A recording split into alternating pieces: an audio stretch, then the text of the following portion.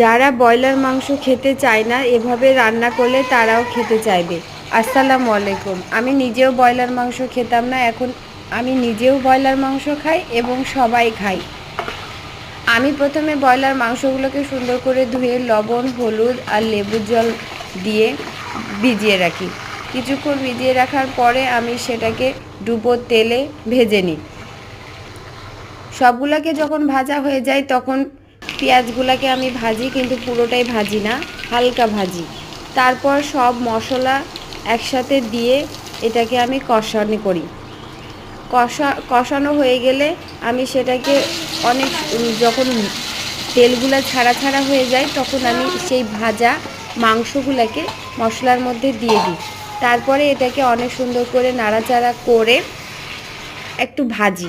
ভাজার পরে যখন এই রকম তেল তেল ছাড়া ছাড়া হয়ে যায় তখন এটা ওপর নিচ করে নেড়ে দিই।